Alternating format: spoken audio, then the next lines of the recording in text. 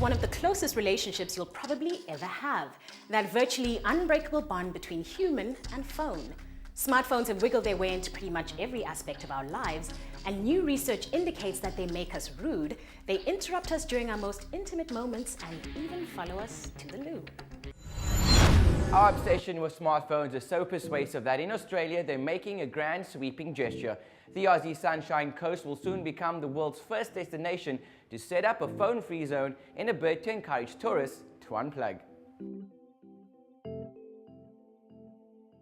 I think this unplugged zone is a great idea. I often see people using their phones in the shows.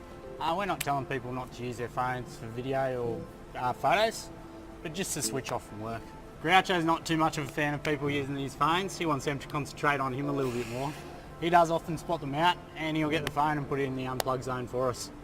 It's a world first. The Queensland Sunshine Coast is introducing a smartphone code of conduct to encourage phone-addicted visitors to make the most of their holiday. Tourism operators are also backing the code, which encourages holiday makers to kiss their mobiles goodnight, remove their phones from restaurant tables, and enjoy their food rather than uploading photos of it.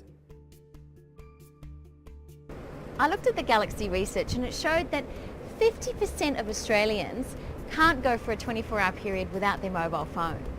It also showed that 67% of full-time Australian workers will check their mobile device for emails outside of work hours.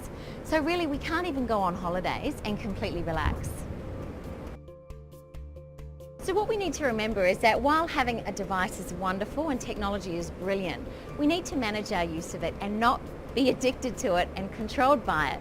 So you set the tone, you teach your children when is the appropriate time to use it and when is the appropriate holiday or home or business use for that device. A survey conducted by Galaxy Research commissioned by Australia's Tourism and Events Queensland found 65% of respondents keep their phones within a metre of them all day. Other results indicate 80% of owners text others while conversing with someone else. 53% use their phones on the toilet, and 48% have been interrupted by their smartphone while having sex.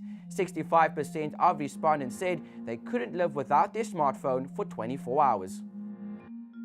For a lot of people, our dependence on smartphones and technology is a source of quite profound anxiety and stress.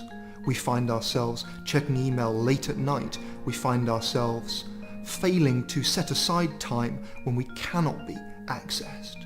We get phantom text messages cropping up in our legs, a sensation of buzzing when nothing's coming through, as if our bodies are attuned to being constantly plugged in.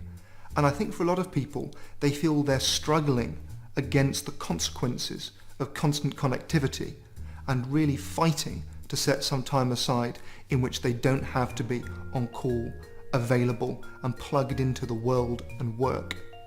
This doesn't mean that technology is something bad or toxic that we ought to try and give up. A better way of thinking about it is that we want to be gourmets of technology. The smartest smartphone code of conduct will be plastered on everything from coasters to taxi interiors across the Sunshine Coast. Just how long can you go without your phone before having withdrawals? Who knows? If the unplugged zones kicks off, we might find that we'll have to dial down our phone use in public domains. I'm getting bad vibes just thinking about it.